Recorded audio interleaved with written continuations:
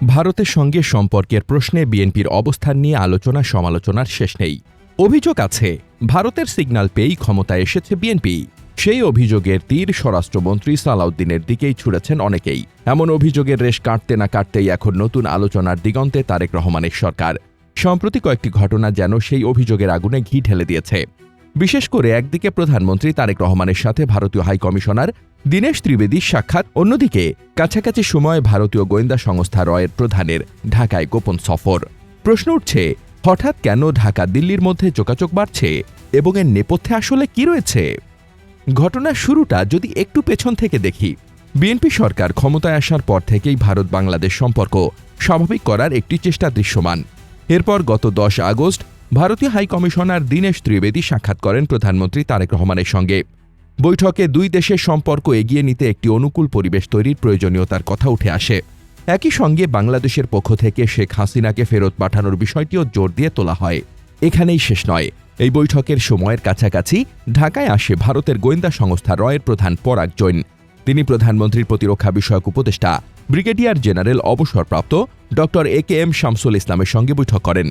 গুরুত্বপূর্ণ বিষয় হল, এই সফরটি কোনো সাধারণ কূটনৈতিক সফর নয়। সংবাদ মাধ্যমের তথ্য অনুযায়ী 4 সদস্যের ভারতীয় প্রতিনিধি দলটি বাংলাদেশি একটি সরকারি সংস্থার আমন্ত্রণে ঢাকায় আসে। তাহলে প্রশ্নটা আরও বড় হয়ে যায়, একই সময় ভারতীয় হাইকমিশনারের সঙ্গে প্রধানমন্ত্রীর বৈঠক আর প্রধানের ঢাকায় সফর, এ দুটো ঘটনাকে কি নিছক কাকতালীয় বলা যায়? অবশ্য এর অর্থ এই নয় যে কোনো গোপন চুক্তি হয়ে গেছে। এমন দাবির পক্ষে এখন পর্যন্ত প্রকাশ্যে কোনো নির্ভরযোগ্য প্রমাণ নেই।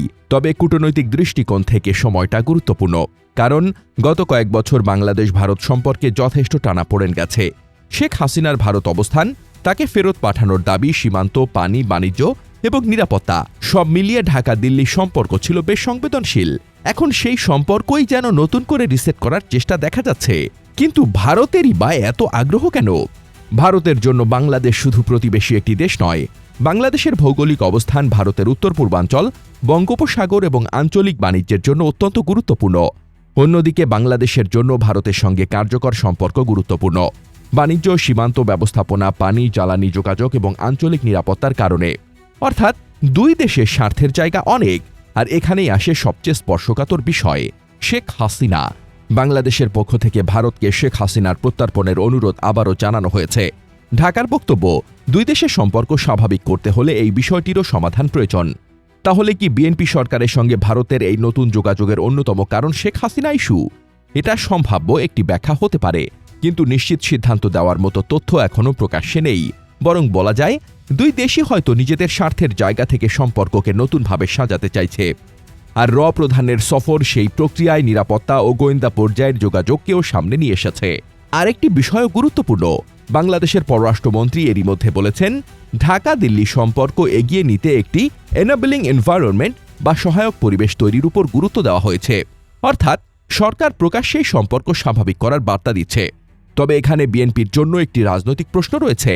ভারতের সঙ্গে সম্পর্ক ভালো করা আর ভারতের ওপর নির্ভরশীল হয়ে পড়া, এই দুটি বিষয় এক নয়।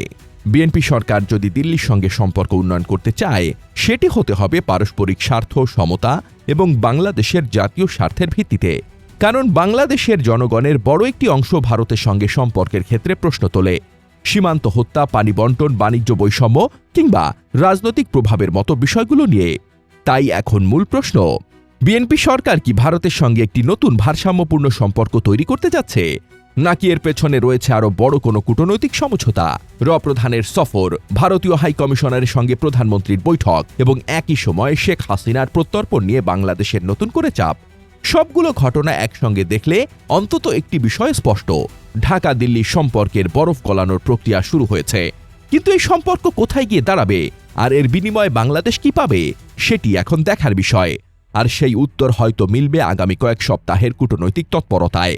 কারণ রাজনীতিতে কখনো কখনো সবচেয়ে গুরুত্বপূর্ণ উত্তরটা থাকে প্রকাশ্য বক্তব্য নয়, ঘটনাগুলোর সময়ের মিলের মধ্যে। আপনার কি মনে হয়, ভারতের সঙ্গে বিএনপি সরকারের এই নতুন ঘনিষ্ঠতা কি শুধুই কূটনৈতিক বাস্তবতা, নাকি এর পেছনে রয়েছে বড় কোনো সমঝোতা? কমেন্টে আপনার মতামত জানান।